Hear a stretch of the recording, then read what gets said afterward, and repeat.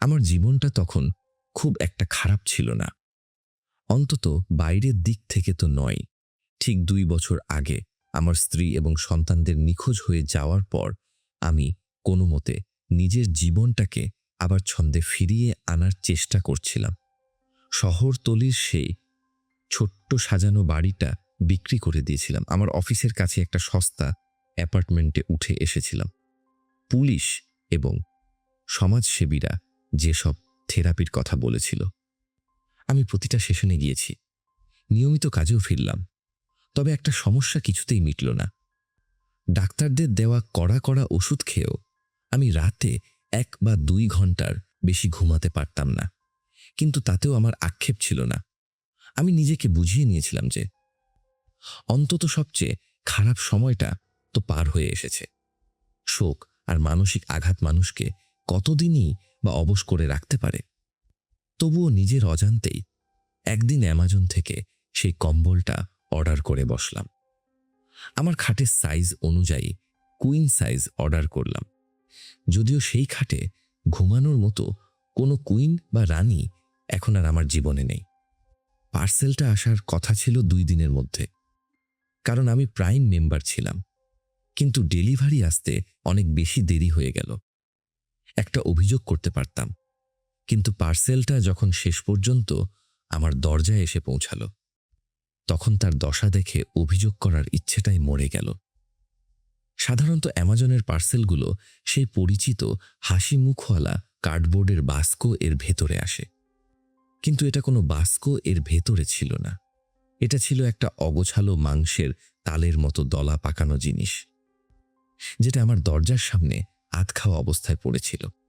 বাদামি রঙের মোটা কাগজ দিয়ে কোনো মতে পেঁচিয়ে একটা পাটের দড়ি দিয়ে বাঁধা ছিল জিনিসটা। দেখে মনে হচ্ছিল কোনো একজন রাগী মানুষ পুরো রাস্তা এটাকে লাথি মারতে মারতে আমার অ্যাপার্টমেন্ট পর্যন্ত নিয়ে এসেছে। আমি যখন সেই ভারী দলাটাকে টেনে হিঁচড়ে আমার ঘরের ভেতরে ঢোকালাম, তখন নিজের একাকিত্ব ঢাকার জন্য শূন্য ঘরের দেয়ালগুলোকে শুনিয়ে বললাম, বাহ, এটা তো বেশ গ্রাম্য বা পুরনো আমলের স্টাইলে প্যাকিং করা হয়েছে। মনে হচ্ছে আমার দাদিমা হয়তো গ্রাম থেকে কোনো উপহার পাঠিয়েছেন। কিন্তু নিজেকে এভাবে বুঝিয়েও শান্ত করতে পারলাম না। পার্সেলটা দেখতে ঠিক কোনো অ্যাকশন মুভির বোমার মতো লাগছিল। প্যাকেটটা থ্যাবড়ানো, অনেক জায়গায় বিশ্রী দাগ লেগে আছে, আর সেই মোটা পাটের দড়িটা প্রায় ছিঁড়ে গিয়ে আলগা হয়ে এসেছে। এমনকি প্যাকেটের গায়ে কয়েক জায়গায় পোড়া দাগও দেখতে পেলাম। এই অদ্ভুত দর্শন পার্সেলটা খোলার সাহস সঞ্চয় করতে আমার প্রায় ২ ঘন্টা সময় লেগে গেল। এই সময়ের মধ্যে আমি ৩ গ্লাস জিন অ্যান্ড টনিক আর একটা মাইক্রোওয়েভ ডিনার শেষ করলাম। হয়তো নেশার ঘোর আর প্রচণ্ড হতাশা আমাকে সেই সাহসটা জুজিয়েছিল। কম্বলটা ভেতরে একটা বর্গাকার দলার মতো করে ভাঁজ করা ছিল, যেটা আবার সেই একই রকমের দড়ি দিয়ে বাঁধা। প্যাকিং দেখে আমার মেজাজ খাপ্পা হয়ে গেলেও কম্বলটা দেখার পর মন্দ লাগল না। নীল রঙের নরম মাইক্রোফাইবার এর কাপড়, বেশ ঘন সেলাই করা, ওজনেও বেশ ভারী মনে হচ্ছিল। তার ভেতর থেকে এক ধরনের সাধারণ নতুন কাপড়ের গন্ধ আসছিল, সেই যে একটা পরিষ্কার কিন্তু হালকা কেমিক্যাল মেশানো গন্ধ থাকে না। আমি কম্বলের ভেতরের ট্যাগটা পরীক্ষা করলাম এটা জানার জন্য যে এটাকে ধোয়া যাবে কিনা, কিন্তু ট্যাগের কালিগুলো এমনভাবে লেপ্টে ছিল যে কিছুই পড়া যাচ্ছিল না। সঠিক ওয়াশিং সেটিং না জেনে এটাকে ওয়াশিং মেশিনে দেওয়াটা বেশ ঝুঁকিপূর্ণ মনে হলো। তাই আমি আর ধোয়ার ঝামেলায় না গিয়ে ওটাকে আমার বিছানার চাদরের উপর বিছিয়ে দিলাম। রাত ১২টার দিকে আমি কম্বলটা ব্যবহার করার সিদ্ধান্ত নিলাম। আসলে আমার হারাবার আর কিছুই ছিল না।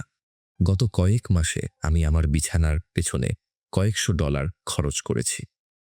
মেমোরি ফোমের গদি, ১০০০ কাউন্টের ইজিপ্টিয়ান কটনের চাদর, এমনকি মাথা আর ঘাড়ের মাপ অনুযায়ী কাস্টমাইজড বালিশ।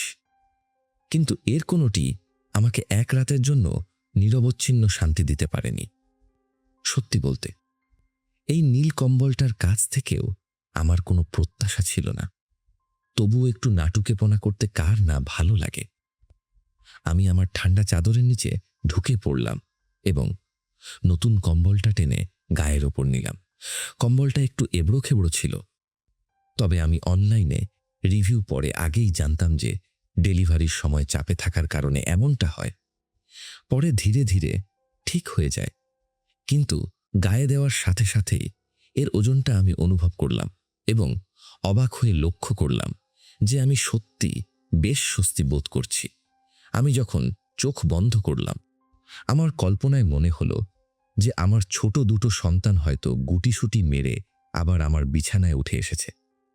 তারা হয়তো আমার উপর শুয়ে আছে এবং হাসি চেপে রাখার আপ্রাণ চেষ্টা করছে যাতে আমার ঘুম না ভেঙে যায়। আমার পিঠের কাছে কম্বলের একটা কুঁচকানো অংশ এমনভাবে ঠেকছিল যে মনে হচ্ছিল আমার স্ত্রী হয়তো তার পরিচিত ভঙ্গিতে আমার পাশে শুয়ে আছে। আমি এই পরম তৃপ্তি নিয়ে কখন যে ঘুমিয়ে পড়েছিলাম জানি না।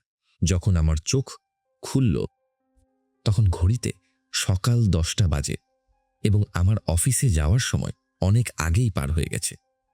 অফিসে দেরিতে যাওয়ার জন্য আমাকে শোকজ করা হয়েছিল। বিশ্বাস করুন, জীবনে প্রথমবার শোকজ লেটার হাতে পেয়ে আমি মনে মনে ভীষণ খুশি হয়েছিলাম, কারণ আমি জানতাম ওই অভিশপ্ত কম্বলটা আমাকে 2 বছরের দীর্ঘ যন্ত্রণার পর প্রথম একটা শান্তির ঘুম উপহার দিয়েছে। কিন্তু একটা সমস্যা ছিল, সেই অদ্ভুত কেমিক্যালের গন্ধটা ঠিক যাচ্ছিল না, বরং দিন যত যাচ্ছিল গন্ধটা যেন আরও বেশি গাঢ় হতে শুরু করল। 1 সপ্তাহ পার হওয়ার পর আমি লক্ষ্য করলাম সেই অদ্ভুত নিরপেক্ষ গন্ধটা যেন আমার গায়ের চামড়ার সাথে মিশে গেছে। গোসল করার পরেও আমি নিজের শরীর থেকে সেই গন্ধটা পাচ্ছিলাম। মাসের শেষ দিকে এসে পরিস্থিতি অসহ্য হয়ে উঠল। আমি কম্বলটা নিয়ে একটা ড্রাই ক্লিনার্সের দোকানে গেলাম। আমি ভাবলাম, ঘুমের প্রেমে পড়ে আমি হয়তো একটু বেশি অলস হয়ে গিয়েছিলাম, তাই হয়তো আমি ঠিক মতো পরিষ্কার থাকছি না। আমি মনে মনে প্রস্তুতি নিয়ে রেখেছিলাম যে ওই বয়স্ক কোরিয়ান মহিলা যখন গন্ধটা পাবেন তখন তিনি আমাকে হয়তো নোংরা ভাববেন। আমি আমার অজুহাতগুলো মনে মনে সাজিয়ে রেখেছিলাম। আমি তাকে বলবো যে আমি খুব ব্যস্ত ছিলাম, হয়তো গাড়ির ভেতরে কম্বলটা ফেলে রেখেছিলাম কয়েকদিন। এমনকি আমি এটা বলার জন্যও প্রস্তুত ছিলাম যে আমি ইন্ডিয়ান খাবার খেয়েছিলাম আর তার অবশিষ্টাংশ হয়তো গাড়ির পেছনের সিটে পচে এই বিদঘুটে গন্ধ ছড়িয়েছে। কিন্তু আমাকে একটা কথা বলারও সুযোগ দেওয়া হলো না। তিনি কেবল একটা হ্যান্ডহেল্ড মেটাল ডিটেক্টর আমার কম্বলের ওপর দিয়ে ঘুরিয়ে আনলেন এবং সাথে সাথে মুখ কুঁচকে বললেন, এর ভেতরের ফিলিং ঠিক নেই, এটা আমরা পরিষ্কার করতে পারবো না। আপনি বরং অ্যামাজন থেকে কোনো সুগন্ধি স্প্রে কিনে স্প্রে করে দেখুন। আমি বুঝতে পারলাম না ফিলিং বা ভেতরের উপাদানে ভুল থাকা বলতে তিনি কি বোঝাতে চাইছেন। আমি তাকে বলার চেষ্টা করলাম যে অ্যামাজনে তো লেখা ছিল এর ভেতরে পলিপ্রোপিলিন আছে এবং সব রিভিউতে ড্রাই ক্লিনিং করার পরামর্শ দেয়া হয়েছিল। কিন্তু সেই মহিলা আমাকে ধমকের সুরে বললেন, এর ভেতরে মেটাল বা ধাতু আছে। তারপর তিনি প্রায় ধাক্কা দিয়েই 20 পাউন্ড ওজনের সেই দুর্গন্ধযুক্ত কম্বলটা আমার হাতে ধরিয়ে দিয়ে আমাকে দোকান থেকে বের করে দিলেন। পরের 1 মাস আমি আবারও সেই পরম শান্তিতে ঘুমানোর মায়ায় গন্ধটা সহ্য করে নিলাম। কিন্তু সমস্যা হলো, অফিসের সহকর্মীরাও এবার আড়ালে আবডালে আমার গন্ধ নিয়ে কথা বলা শুরু করল। আমার ম্যানেজার মেগান একদিন খুব কৌশলে আমাকে পরামর্শ দিল যে আমি যেন আমার ওয়াশিং মেশিনটা চেক করি। তার ধারণা ছিল যে হয়তো কোনো ইঁদুর ভেতরে ঢুকে মরে পচে আছে। এটাই ছিল আমার জন্য শেষ সংকেত। আমি মনে মনে প্রতিজ্ঞা করলাম যে আমি আজকেই এই কম্বলটা বিদায় করে দেব এবং একটা নতুন কম্বল কিনব। কিন্তু আপনারা কি জানেন, যখন কেউ তার সর্বস্ব হারিয়ে ফেলে এবং তার কোনো উত্তর খুঁজে পায় না, তখন সে ছোটখাটো তুচ্ছ জিনিসকেও আঁকড়ে ধরতে চায়। আমরা জিনিসপত্র জমিয়ে রাখি কারণ আমরা সেই জিনিসের সাথে মিশে থাকা শান্তিটুকুকে হারাতে চাই না। আমি পরপর 6টা ড্রাই ক্লিনার্সের দোকানে গেলাম। শেষ পর্যন্ত একটা লোক খুঁজে পেলাম যে ভাঙা ভাঙা ইংরেজিতে আমাকে পুরো বিষয়টা বুঝিয়ে বলল। সে বলল, কখনো কখনো সস্তায় বানানোর জন্য এই কম্বলগুলোর ভেতরে কাঁচের ছোট ছোট পুঁতি বা বিডস ভরা হয়। যেসব কারখানায় ওই পুঁতিগুলো তৈরি হয় সেখানে মাঝে মাঝে যন্ত্রপাতির স্ক্রু বা ধাতব কুচি বালতির ভেতরে পড়ে যায়, আর সেই মেটাল সহ পুঁতিগুলোই কম্বলের ভেতরে ভরে দেওয়া হয়। আপনি এক কাজ করুন, কম্বলের এক কোণায় সেলাই একটু কেটে ভেতরের পুঁতিগুলো একটা বালতি বা বাথটাবের ভেতর ঢেলে ফেলুন। তারপর শুধু কাপড়ের অংশটা ধুয়ে শুকিয়ে নিয়ে আবার পুঁতিগুলো ভরে মুখটা সেলাই করে দেবেন। আমি তাকে বললাম যে আমি সেলাই করতে জানি না। সে কাঁধ নাচিয়ে বলল, তাহলে অ্যামাজন থেকে একটা ফানেল কিনে নিন, ওটা দিয়ে পুঁতি ভরা সহজ হবে। লোকটি এরপর আর আমার দিকে তাকালো না। অগত্যা আমি সেটাই করলাম। ফানেলটা আসতে 1 সপ্তাহ সময় লাগলো। হয়তো মাঝে সরকারি ছুটি থাকায় ডেলিভারিতে দেরি হয়েছিল। সেই ফানেল আর একটা খালি বালতি নিয়ে আমি বিছানায় বসলাম। কম্বল ভেবেছিলাম কাঁচি দিয়ে কাটাসা কাঁচি দিয়ে আলতো করে কাটলাম। আমি ভেবেছিলাম কাঁচি দিয়ে কাটার সাথে সাথেই হয়তো ছোট ছোট ধাতব পুঁতিগুলো ঝরঝর করে বালতির ভেতরে পড়তে শুরু করবে, কিন্তু তা হলো না। তার বদলে হঠাৎ করে বেশ ভারী কোনো একটা ধাতব জিনিস বালতি একটা শব্দ হলো, ঠাস করে একটা শব্দ। আমি কৌতূহল নিয়ে বালতির ভেতরের দিকে তাকালাম। সেখানে একটা সোনার আংটি পড়ে আছে, একটা বিয়ের আংটি, যার গায়ে খোদাই করা একটা হাতের ছাপ স্পষ্ট বোঝা যাচ্ছে। আংটির ভেতরের দিকে কিছু একটা লেখা ছিল, যেটা আমি তখন পরিষ্কার দেখতে পাচ্ছিলাম না, কারণ আংটিটার ভেতরে পচা মাংস আর হাড়ের একটা টুকরো তখনও আটকে ছিল। কিন্তু আমি জানতাম সেখানে কি লেখা আছে। সেখানে লেখা ছিল, টু লাভস ইটার্নাল গ্লোরি। ওই আংটির গায়ে খোদাই করা আঙুলের ছাপটা ছিল আমার নিজের। আমার মস্তিষ্ক মুহূর্তের জন্য শূন্য হয়ে গেল। আমার পায়ের ওপর থেকে সব শক্তি হারিয়ে বসে পড়লাম। আমার এই আকস্মিক নড়াচড়ার ফলে কম্বলটা বিছানা থেকে আরও কয়েক ইঞ্চি ঝুলে গেল এবং তার সেই কাটা অংশ দিয়ে ভেতরের উপাদানগুলো আবারও বের হয়ে আসতে শুরু করল। এবার কিন্তু কোনো পুঁতি বা বিডস ঝরঝর করে পড়ছিল না। মনে হচ্ছিল কম্বলটা যেন কিছু একটা উগড়ে দিচ্ছে। কুচকানো, শুকিয়ে যাওয়া চামড়া আর মানুষের হাড়ের ছোট ছোট টুকরো বালতির ভেতরে ছিটকে পড়তে লাগলো। মনে হচ্ছিল যেন কোনো একটা পুঁজ ভর্তি ফোড়াকে কেউ সজোরে টিপে দিয়েছে, আর সেখান থেকে বীভৎস সব জিনিস ছিটকে বের হয়ে আসছে। আমার বড় ছেলের দাঁতগুলো প্লাস্টিকের বালতির গায়ে লেগে টকটক করে শব্দ করছিল। আমি পরিষ্কার দেখতে পাচ্ছিলাম তার দাঁতে থাকা সেই রূপালী রঙের ফিলিংগুলো, যেগুলো তার মায়ের কাছ থেকে উত্তরাধিকার সূত্রে পাওয়া দাঁতের সমস্যার কারণে লাগানো হয়েছিল। সেলাই করা সেই গর্ত থেকে হঠাৎ করে একটা সাদাটে রঙের হ্যালো কিটি লেখা ব্যান্ডেজ মোড়ানো ছোট্ট একটা আঙুলের গাঁট বের হয়ে এলো। আমার স্পষ্ট মনে পড়ে গেল, একদিন আমার মেয়ে তার ভাইয়ের ঘরের দরজায় জোরে ধাক্কা দিতে গিয়ে আঙুল ছিলে ফেলেছিল। আমি যখন তাকে ওই বিশেষ কার্টুন আঁকা ব্যান্ডেজটা পরিয়ে দিয়েছিলাম, সে তখন তার চোখের জল মুছে হেসেই কুটিপাটি হয়েছিল। আমি গত 2 মাস ধরে আমার স্ত্রী এবং সন্তানদের হাজার হাজার মমি হয়ে যাওয়া টুকরোর একটা বিশাল স্তূপের নিচে পরম শান্তিতে ঘুমিয়ে আসছি। কম্বলটার ওই বিশ্রী ভারী ওজনটা আসলে আমার মৃত পরিবারের ওজন ছিল। পুলিশরা অনেক চেষ্টা করেও ওই পার্সেলটার উৎস খুঁজে বের করতে পারল না। আমার অ্যাপার্টমেন্টের সিসিটিভি ক্যামেরায় শুধু দেখা গেছে যে একটা নামফলকহীন বাদামি রঙের ভ্যানগাড়ি থেকে সরাসরি আমার দরজার সামনে প্যাকেটটা ফেলে দিয়ে দ্রুত পালিয়ে যাচ্ছে।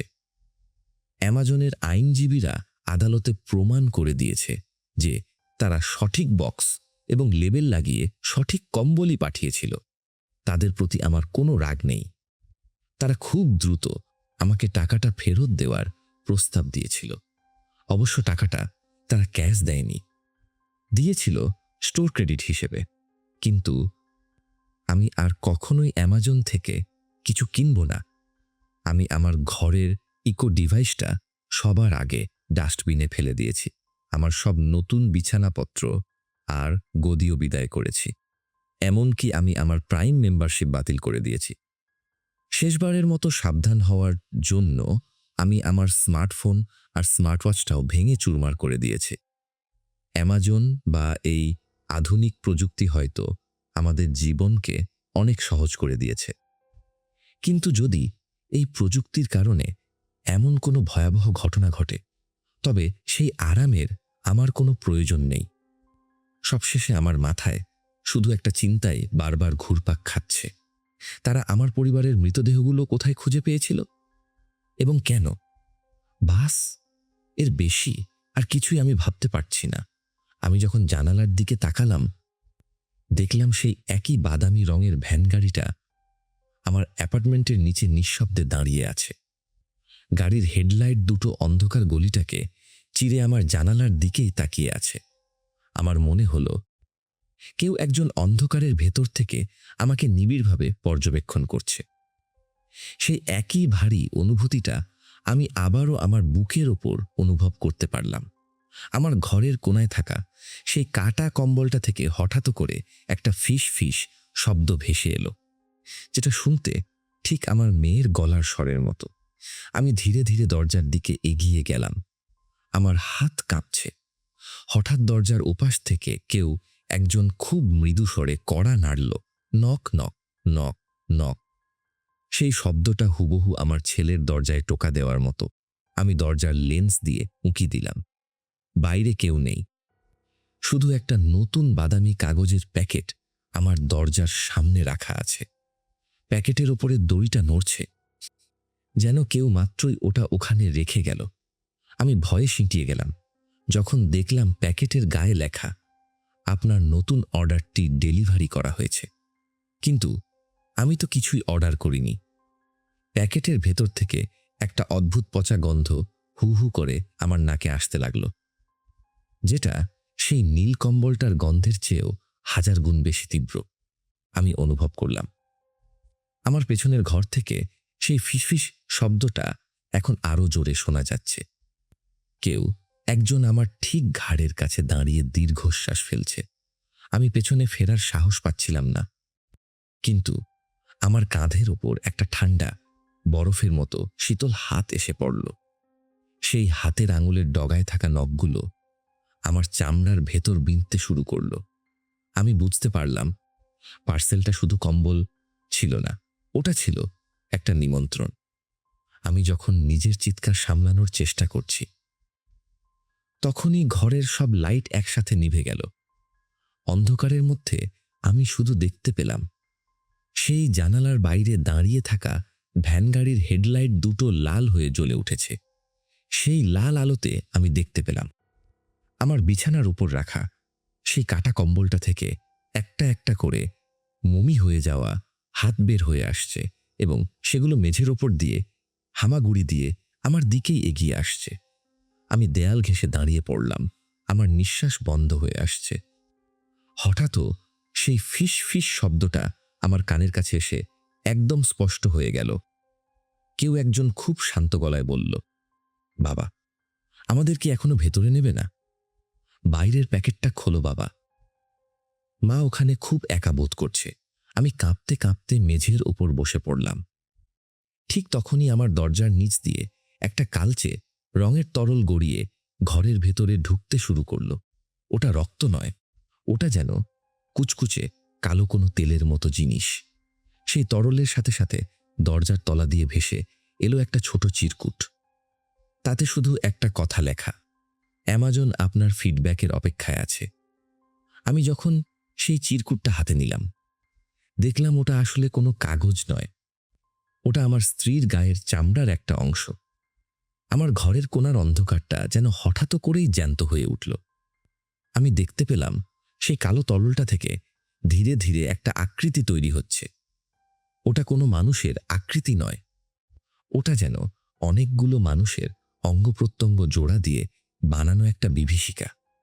সেই বীভৎস শরীরটা হেলে দুলে আমার দিকে এগিয়ে আসছে, আর তার প্রতিটা পদক্ষেপে আমার ঘরের মেঝের টাইলসগুলো ভেঙে চুরমার হয়ে যাচ্ছে। আমি চোখ বন্ধ করে ফেললাম, কিন্তু অন্ধকার সেখানেও আমাকে মুক্তি দিল না। আমার চোখের পাতার উল্টো দিকে আমি দেখতে পেলাম সেই বাদামি ভ্যানগাড়ির চালককে। তার কোনো মুখ নেই, সেখানে শুধু একটা বিশাল কিউআর কোড আঁকা। সেই চালক হঠাৎ করে তার মুখটা খুলল, আর তার ভেতর থেকে হাজার হাজার ছোট ছোট ধাতব পুঁতি বের হয়ে আসতে লাগলো। সেই পুঁতিগুলো আমার সারা শরীরে বিঁধতে শুরু করল। ব্যথায় আমি কুঁকড়ে গেলাম। আমার মনে হলো আমার শরীরটাও যেন কোনো একটা ভারী কম্বলের নিচে চাপা পড়ে যাচ্ছে। কিন্তু সেই কম্বলটা কাপড়ের নয়, ওটা তৈরি হয়েছে জীবন্ত মানুষের মাংস দিয়ে। আমি চিৎকার করতে চাইলাম, কিন্তু আমার মুখ দিয়ে কোনো শব্দ বের হলো না। আমি অনুভব করলাম আমার নিজের শরীরটাও ধীরে ধীরে সেই বিশ্রী কালো তরলে পরিণত হচ্ছে। ঠিক সেই মুহূর্তে আমার কানে একটা যান্ত্রিক শব্দ ভেসে এলো, একটা নারী কণ্ঠ, যেটা ঠিক আমাদের বাসার ইকো ডিভাইসের অ্যালেক্সার মতো শোনাচ্ছিল। সেই কণ্ঠটা খুব মিষ্টি করে বলল, আপনার রিটার্ন প্রসেস শুরু হয়েছে, অনুগ্রহ করে নড়াচড়া করবেন না। আমি অনুভব করলাম কেউ একজন আমার পা দুটো ধরে সজোরে টানছে। সেই ঘরের মেঝের টাইলসগুলো হঠাৎ করে সরে গেল, আর নিচে দেখা গেল এক অতল গহ্বর। আমি সেই অন্ধকারের দিকে পড়ে যাচ্ছিলাম। আমার হাতটা কোনো মতে খাটের পায়াটা আঁকড়ে ধরল, কিন্তু সেই নীল কম্বলটা থেকে বেরিয়ে আসা সেই মমি হাতগুলো আমার কবজি ধরে টানতে লাগলো। আমি শেষবারের মতো জানালার দিকে তাকালাম, দেখলাম সেই ভ্যানগাড়ির পেছনের দরজাটা খুলে গেছে। তার ভেতর থেকে শত শত বাদামি রঙের প্যাকেট নিজে নিজেই বের হয়ে আসছে, আর আমার অ্যাপার্টমেন্টের করিডোরে ছড়িয়ে পড়ছে। প্রতিটা প্যাকেট থেকে কারো না কারো কান্নার শব্দ ভেসে আসছিল। আমার হাতটা খাটের পায়া থেকে ফসকে গেল। আমি সেই গর্তের ভেতরে পড়তে পড়তে দেখলাম আমার রুমের ছাদের ওপর উল্টো হয়ে ঝুলে আছে আমার নিখোঁজ হয়ে যাওয়া সেই ছোট মেয়েটা। তার গায়ে কোনো চামড়া নেই, শুধু সেই হ্যালো কিটি ব্যান্ডেজগুলো দিয়ে তার সারা শরীর মোড়ানো। আমি যখন সেই অতল গহ্বরের দিকে পড়ে যাচ্ছিলাম, আমার মনে হচ্ছিল সময় যেন থমকে গেছে। আমার চারপাশে কোনো বাতাস ছিল না, শুধু ছিল এক দমবন্ধ করা শূন্যতা।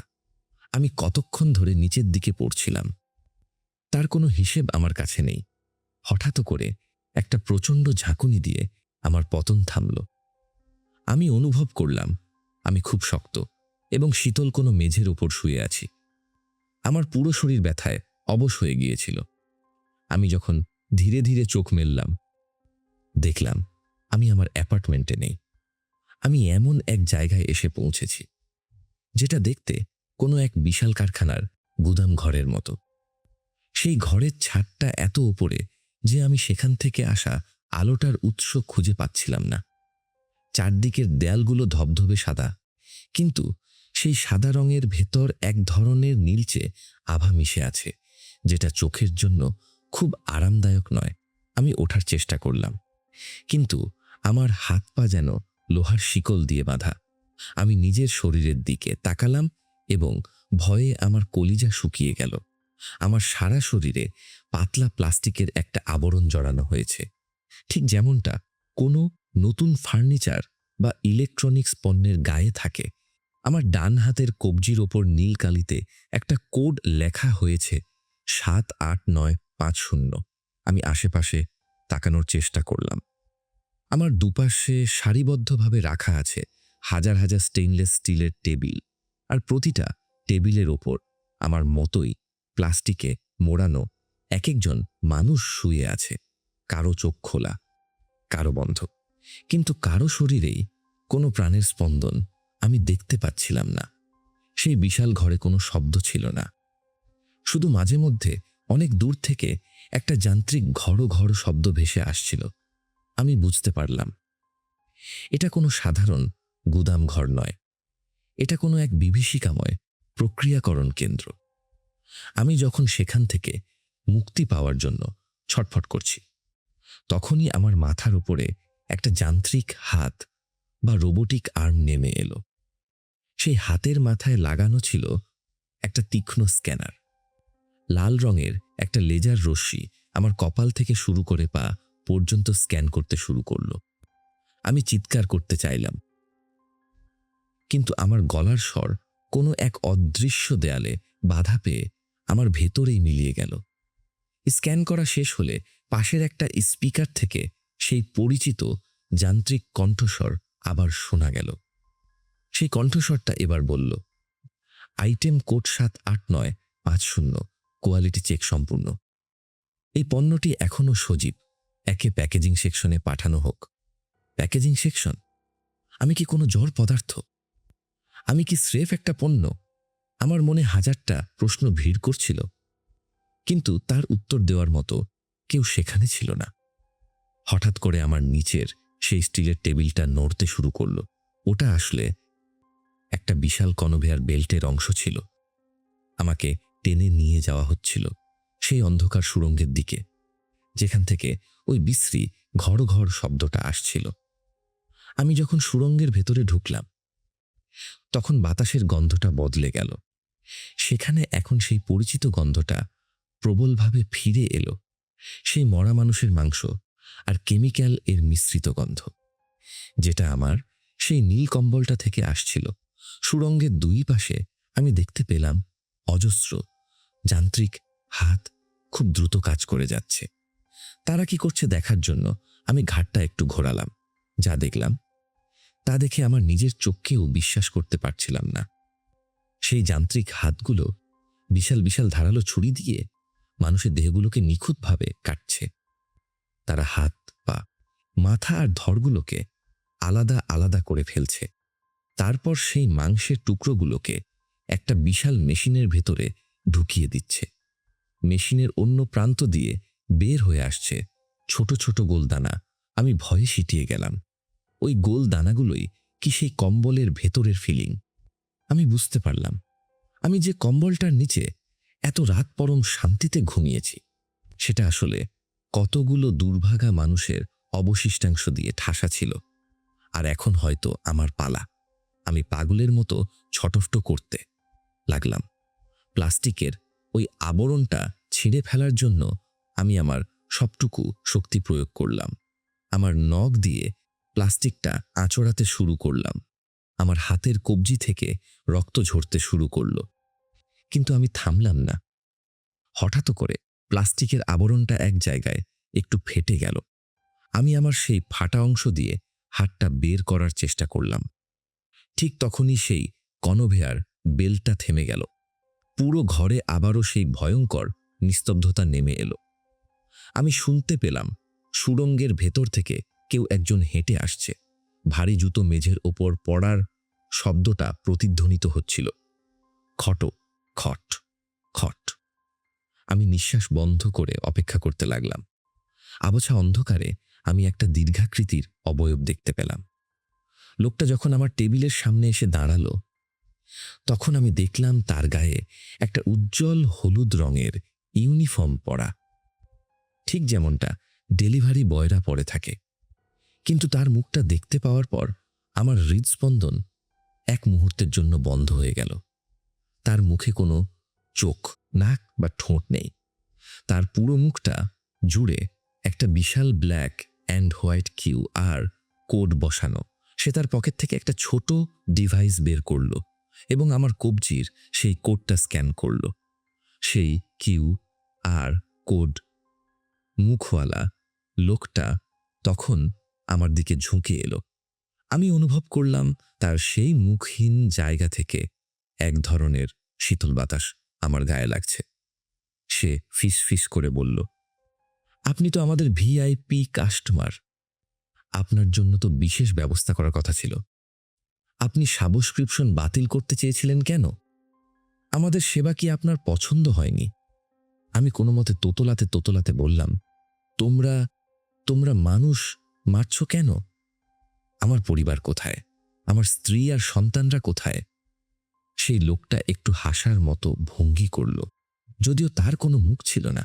সে বলল, আমরা কাউকে মারি না, আমরা শুধু মানুষকে এক রূপ থেকে অন্য রূপে পরিবর্তন করি। আপনার স্ত্রী আর সন্তানরা এখন আপনার সেই প্রিয় কম্বলের অংশ হয়ে আপনাকে পরম মমতা দিচ্ছে। তারা তো আপনার সাথেই আছে।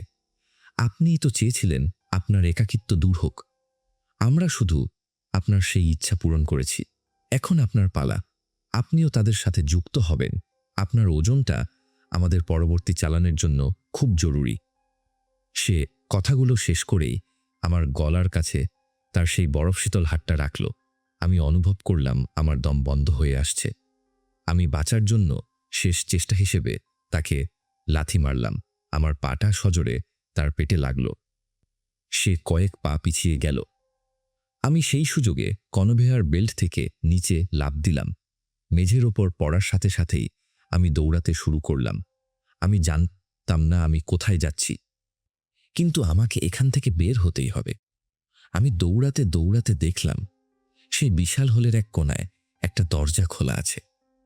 আমি সেই দরজার দিকে ছুটলাম, কিন্তু আমি যত কাছে যাচ্ছিলাম সেই দরজার দূরত্ব যেন তত বেড়ে যাচ্ছিল।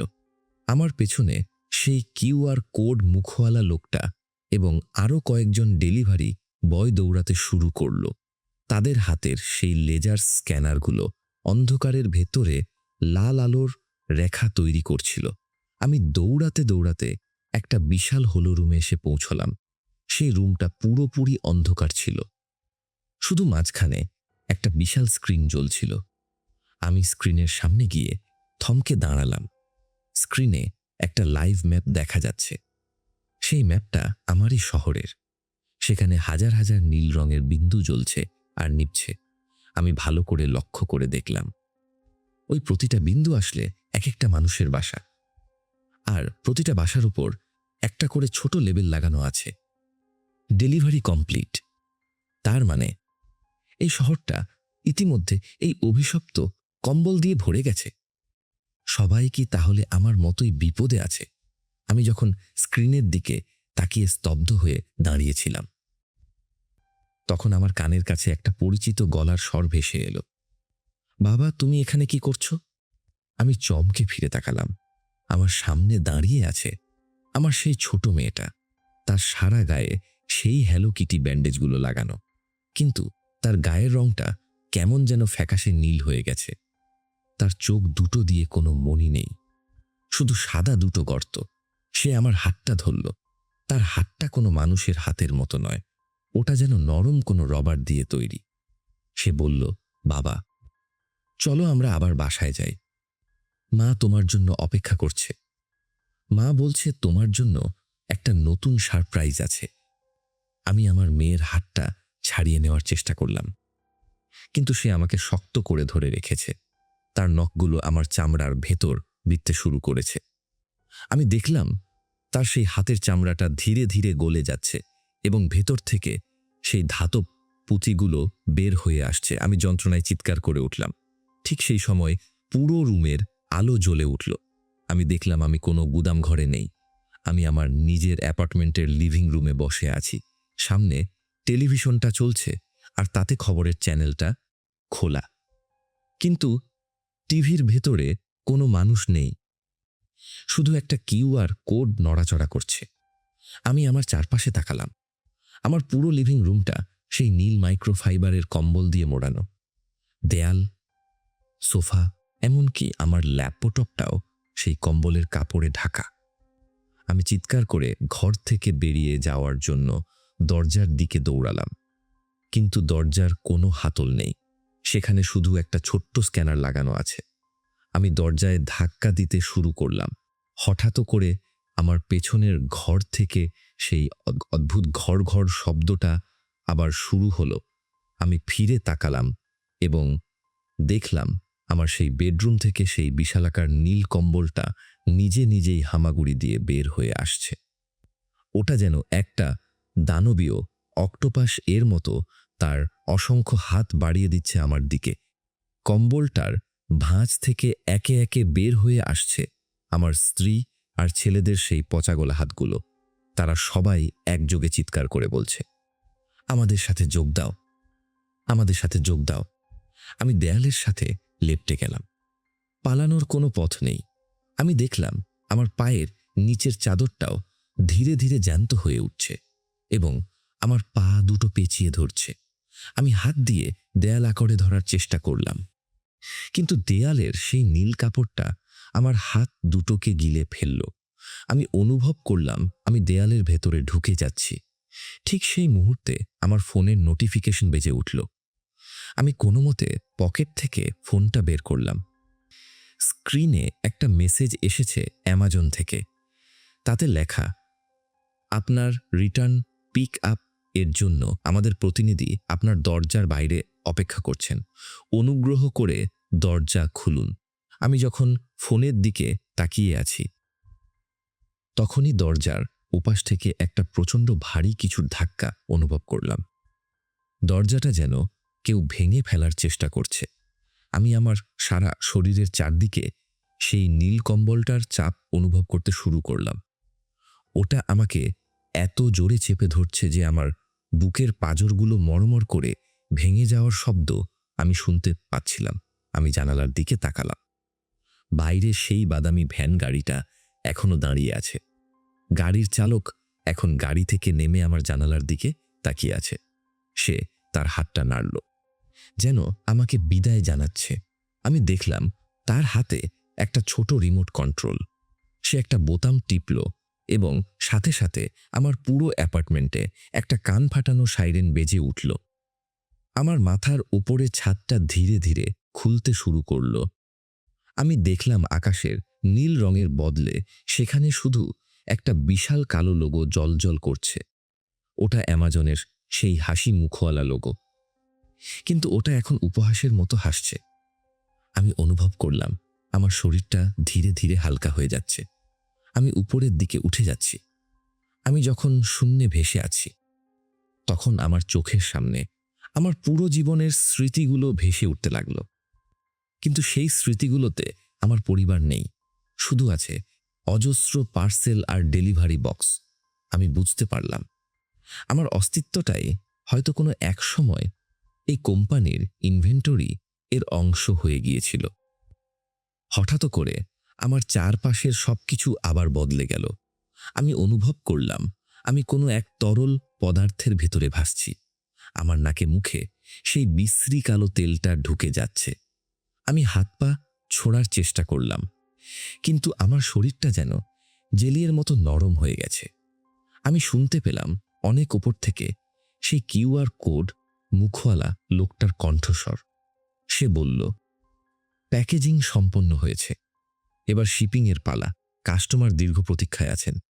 আমি অন্ধকার সুড়ঙ্গের মধ্য দিয়ে খুব দ্রুত এগিয়ে যাচ্ছিলাম। আমার কানে শুধু বাতাসের শো শো শব্দ। হঠাৎ করে আমি একটা আলোর ঝলকানি দেখতে পেলাম। আমি অনুভব করলাম আমি কোনো এক কঠোর পরিশ্রমে হাতের ছোঁয়া পেলাম। কেউ একজন আমাকে সজোরে আছাড় মারল। আমি চোখ খুলে দেখলাম আমি একটা ছোট অন্ধকার জায়গার ভেতরে আটকে আছি। আমার শরীরের ওপরে একটা ভারী কিছু রাখা আছে। আমি যখন সেই ভারী জিনিসটা সরালাম, দেখলাম ওটা একটা চিরকুট। তাতে লেখা, আশা করি এই পণ্যটি আপনার একাকিত্ব দূর করবে। আমি বুঝতে পারলাম না আমি কোথায় আছি। আমি অন্ধকারের ভেতর হাতড়াতে হাতড়াতে একটা কোণ খুঁজে পেলাম। সেখানে ছোট একটা ফুটো আছে। আমি সেই ফুটো দিয়ে বাইরে তাকানোর চেষ্টা করলাম। যা দেখলাম তা দেখার জন্য আমি মোটেও প্রস্তুত ছিলাম না। বাইরে একটা সুন্দর সাজানো বেডরুম। সেখানে একজন বৃদ্ধ লোক একা বসে ডায়েরি লিখছেন। তার চেহারাটা দেখতে হুবহু আমার মতো, কিন্তু আরো অনেক বেশি বয়স্ক। সেই বৃদ্ধ লোকটা হঠাৎ করে তার কলম থামিয়ে আমার দিকে তাকালেন। তার চোখে এক অদ্ভুত ভয়। সে কাঁপতে কাঁপতে তার আলমারি থেকে একটা কাঁচি বের করল এবং আমার এই অন্ধকার ঘরের দিকে এগিয়ে আসতে শুরু করল। সে ফিস ফিস করে বলতে লাগল, আজ আমি এই অভিশপ্ত কম্বলটার রহস্য উদ্ঘাটন করেই ছাড়ব। এর ভেতর থেকে কিসের গন্ধ আসছে আমি তা জানতে চাই। আমি বুঝতে পারলাম আমি সেই নীল কম্বলের ভেতরে আটকে আছি। আমি চিৎকার করে বলতে চাইলাম, না, কাটবেন না, আমি এর ভেতরে আছি। কিন্তু আমার মুখ দিয়ে কোনো শব্দ বের হলো না। আমি দেখলাম সেই বৃদ্ধ লোকটা তার কাঁচির ডগাটা ঠিক আমার চোখের সামনে নিয়ে এলো। কাঁচির ফলাটা আমার গায়ের সেই পাতলা কাপড়ের ভেতরে ঢুকতে শুরু করলো। আমি অনুভব করলাম একটা তীক্ষ্ণ ব্যথা আমার বুক চিরে যাচ্ছে। ঠিক তখনই সেই বৃদ্ধ লোকটার পেছনে থাকা টেলিভিশনটা নিজে নিজেই চালু হয়ে গেল। টেলিভিশনের স্ক্রিনে ভেসে উঠল আমার ছবি। ছবির নিচে বড় বড় অক্ষরে লেখা, গত 2 বছর ধরে নিখোঁজ থাকা এই ব্যক্তিটির সন্ধান পাওয়া গেছে। তবে তিনি এখন আর কোনো মানুষ নন, তিনি এখন একটি প্রিমিয়াম কোয়ালিটির পণ্য। বৃদ্ধ লোকটা কাঁচি দিয়ে আমার বুকের মাঝখানে একটা বিশাল ফুটো করে ফেলল। আমি যন্ত্রণায় কোকিয়ে উঠলাম, কিন্তু সেই ফুটো দিয়ে কোনো রক্ত বের হলো না। তার বদলে বের হয়ে এলো হাজার হাজার ছোট ছোট সোনার আংটি। প্রতিটা আংটির ভেতরে আমার স্ত্রী আর সন্তানদের নাম খোদাই করা। সেই বৃদ্ধ লোকটা ভয়ে চিৎকার করে পিছিয়ে গেল। আমি অনুভব করলাম আমার শরীরের ভেতর থেকে সবকিছু উগড়ে বেরিয়ে যাচ্ছে। আমি ধীরে ধীরে খালি হয়ে যাচ্ছি। ঠিক তখনই দরজায় কেউ একজন জোরে নক করল। Knock knock knock knock. সেই বৃদ্ধ লোকটা দরজার দিকে তাকালো। বাইরে থেকে সেই চিরচেনা যান্ত্রিক কণ্ঠস্বর ভেসে এলো, আপনার নতুন পার্সেলটি ডেলিভারি করা হয়েছে। অনুগ্রহ করে পুরনো পণ্যটি রিটার্ন বিনে রেখে দিন। আমি দেখলাম সেই বৃদ্ধ লোকটা হঠাৎ করে বদলে যাচ্ছে। তার মুখটা ধীরে ধীরে একটা কিউআর কোডে পরিণত হতে শুরু করলো। সে আমার দিকে ফিরে তাকালো এবং তার সেই ধারালো কাঁচিটা উঁচিয়ে ধরল। সে কর্কশ গলায় বলল, তোমার সময় শেষ, এখন আমাকে নতুন কম্বলটার ভেতরে জায়গা করে দিতে হবে। সে কাঁচিটা সরাসরি আমার গলার দিকে তাক করে সজোরে আঘাত করল। আমি আমার নিজের গলার নলি কেটে যাওয়ার শব্দটা পরিষ্কার শুনতে পেলাম, কিন্তু আমি মরলাম না। আমি দেখলাম সেই কালো তেলের মতো তরল হয়ে যাচ্ছে, আর সেই তরলের ভেতরে ভেসে উঠছে আমার ছোট মেয়ের সেই হ্যালো কিটি ব্যান্ডেজটা। আমার চেতনার শেষ বিন্দুটুকু যখন সেই কালো তরলের গহ্বরে তলিয়ে যাচ্ছিল, আমি ভেবেছিলাম এটাই হয়তো শেষ। মৃত্যুর ওই শীতল অন্ধকার আমাকে অন্তত এই বীভৎস স্মৃতিগুলো থেকে মুক্তি দেবে। কিন্তু আমি ভুল ছিলাম। অ্যামাজনের এই বিশেষ সাবস্ক্রিপশন থেকে মুক্তি পাওয়া এত সহজ নয়। আমি অনুভব করলাম আমার অস্তিত্ব কোনো এক অতল গহ্বর থেকে আবারও টেনে তোলা হচ্ছে। তবে এবার আমি কোনো রক্ত মাংসের মানুষ হিসেবে নয়, বরং এক অবিনশ্বর যন্ত্রণার পিণ্ড হিসেবে জেগে উঠলাম। আমি যখন চোখ খুললাম, দেখলাম আমি এক বিশাল অন্তহীন নীল রঙের সমুদ্রের মাঝখানে ভাসছি। কিন্তু ওটা পানির সমুদ্র ছিল না, ওটা ছিল লক্ষ লক্ষ নীল মাইক্রোফাইবার কম্বলের এক মহাসাগর। আকাশটা কুচকুচে কালো, আর সেখানে চাঁদ সূর্যের বদলে একটা বিশাল কিউআর কোড জ্বলজ্বল করছে, যেখান থেকে এক ধরনের মৃতপ্রায় ফ্যাকাশে আলো চুইয়ে পড়ছে। চারদিকে শুধু একটা যান্ত্রিক গুঞ্জন শোনা যাচ্ছিল, যেন কোটি কোটি ইকো ডিভাইস একসাথে কোনো এক অশুভ মন্ত্র জপ করছে। আমি ওঠার চেষ্টা করলাম, কিন্তু দেখলাম আমার শরীরটা এখন আর আগের মতো নেই। আমার হাত পাগুলো সুতোর মতো সরু হয়ে গেছে এবং আমি নিজেই সেই নীল কম্বলের বুননের সাথে মিশে গেছি। আমি এখন আর একজন ক্রেতা নই, আমি নিজেই এখন সেই পণ্য। হঠাৎ করে আমার সেই বিশাল সমুদ্রের মাঝখানে একটা কম্পন সৃষ্টি হলো। আমি দেখতে পেলাম অনেক দূর থেকে একটা বিশাল আকৃতির ড্রোন উড়ে আসছে। ড্রোনটার গায়ে রক্তমাখা অ্যামাজন লোগো আঁকা। ড্রোনটা ঠিক আমার মাথার ওপর এসে থামল। তার নিচ থেকে একটা যান্ত্রিক হুক নেমে এলো এবং আমাকে সজোরে গেঁথে ফেলল। সেই যন্ত্রণায় আমি চিৎকার করে উঠলাম, কিন্তু আমার মুখ দিয়ে শুধু বাতাসের শোঁ শোঁ শব্দ বের হলো। ড্রোনটা আমাকে টেনে নিয়ে চলল এক অদ্ভুত গন্তব্যের দিকে। নিচে তাকাতেই আমার বুকটা কেঁপে উঠল। আমি দেখলাম হাজার হাজার ড্রোন আমার মতোই অজস্র নীল কম্বল বয়ে নিয়ে যাচ্ছে, আর প্রতিটা কম্বলের ভেতর থেকে কারো না কারো করুণ আর্তনাদ ভেসে আসছে। আমাদের নিয়ে যাওয়া হলো একটে লাখ লাখ ডেলিভারি বাস্ক দিয়ে। সেই টাওয়ারটা তৈরি হয়েছে, লাখ লাখ ডেলিভারি বাস ফেলে দিল। আমি আছাড় খেয়ে পড়লাম একটা পিচ্ছিল মেঝের ওপর। আমি আছাড় খেয়ে পড়লাম। অন্ধক, একদম জমাট বাঁধা। আমি হাতড়াতে সামনে এগোলাম। হঠাৎ আমার হাতটা কোনো একটা নরম জিনিস পর পড়ল। ওটা ছিল একটা মানুষের মুখ। আমি ভয়ে পিছিয়ে গেলাম। তখনই রুমের কোনায় একটা নীল আলো জ্বলে উঠল। সেই আলোতে আমি দেখতে পেলাম আমার সামনে আমার স্ত্রী আর সন্তানেরা বসে আছে, কিন্তু তারা আর সেই মমি করা অবস্থায় নেই। তারা এখন পূর্ণাঙ্গ মানুষ, কিন্তু তাদের শরীরগুলো স্বচ্ছ কাচের মতো। তাদের শরীরের ভেতরে আমি দেখতে পেলাম সেই ধাতব পুঁতিগুলো কিলবিল করছে। আমার স্ত্রী ধীরে ধীরে মাথা তুলল। তার চোখে কোনো জল ছিল না, শুধু ছিল এক গভীর শূন্যতা। সে ফিস ফিস করে বলল, তুমি কেন ফিরে আসলে? আমরা তো চেয়েছিলাম তুমি বেঁচে থাকো, কিন্তু তুমিও আমাদের মতো এই ফুলফিলমেন্ট সেন্টার এর কয়েদি হয়ে গেলে।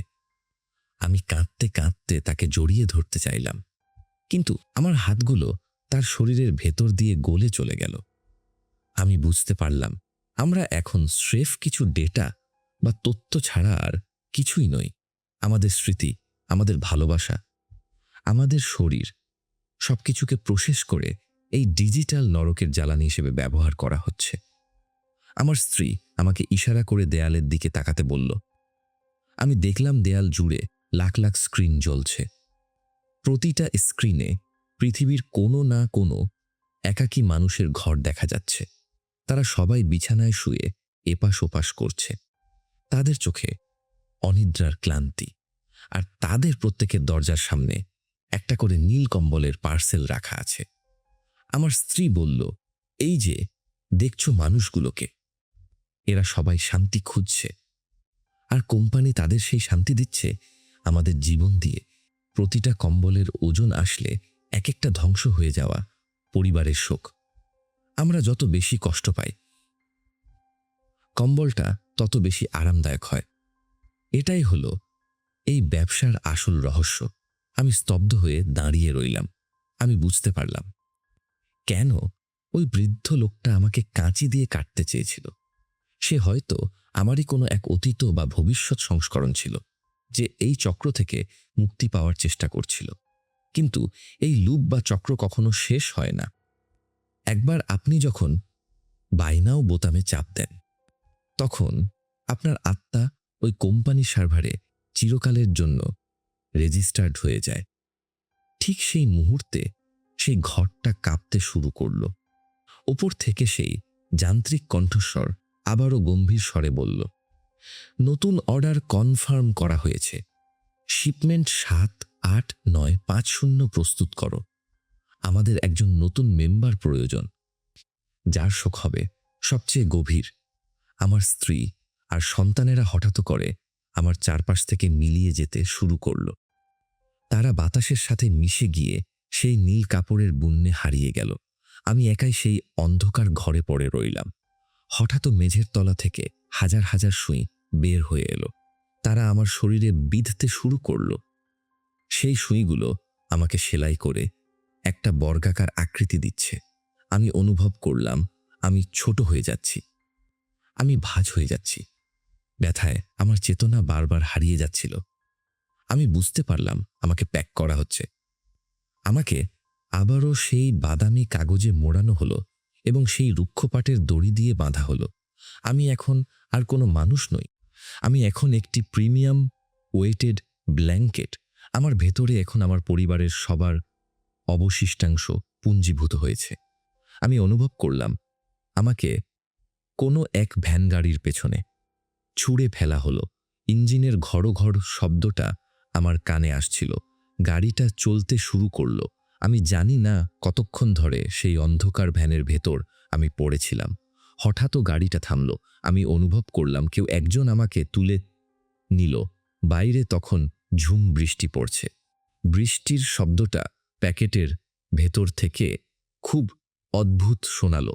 আমাকে একটা পাথুরে মেঝের ওপর ধপ করে ফেলে দেওয়া হলো।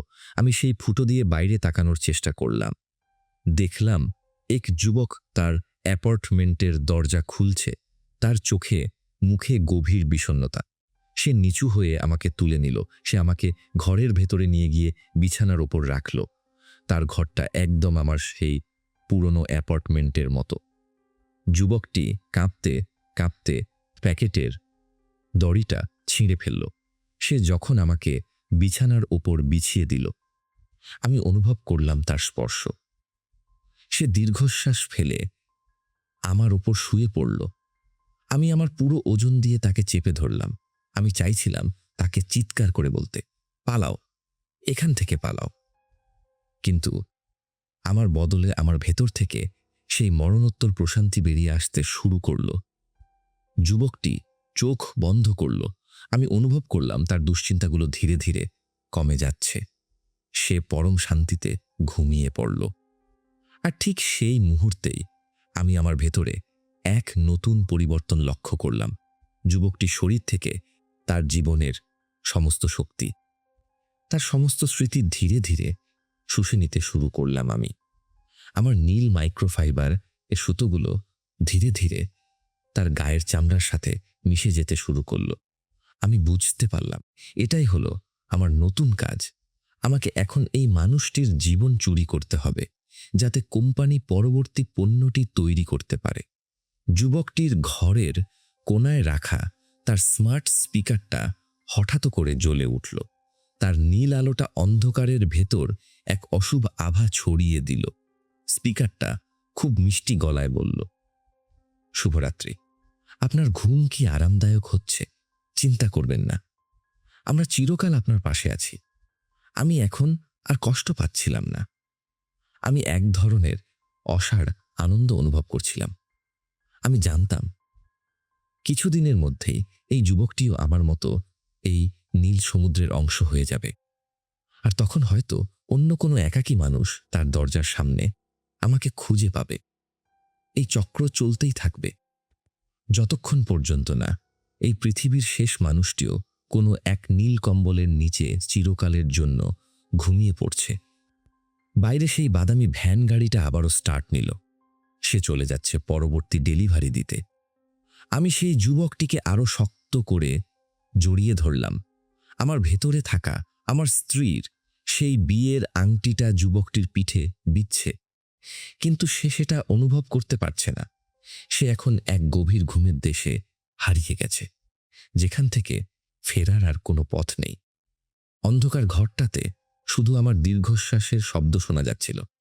না, ওটা আমার দীর্ঘশ্বাস ছিল না, ওটা ছিল সেই লক্ষ লক্ষ মানুষের দীর্ঘশ্বাস যারা এই এক ক্লিকেই নিজেদের আত্মাকে বিক্রি করে দিয়েছে। আমি অনুভব করলাম যুবকটির হৃদস্পন্দন ধীরে ধীরে কমে আসছে। তার শরীরের উষ্ণতা কমে যাচ্ছে, আর সেই উষ্ণতা এখন আমি নিজের ভেতরে শুষে নিচ্ছি। হঠাৎ দরজার নিচে একটা চিরকুট এসে পড়ল। তাতে লেখা, thank you for shopping with us. আপনার নেক্সট অর্ডারটি প্রসেসিং এ আছে। আমি জানি সেই অর্ডারটি কি।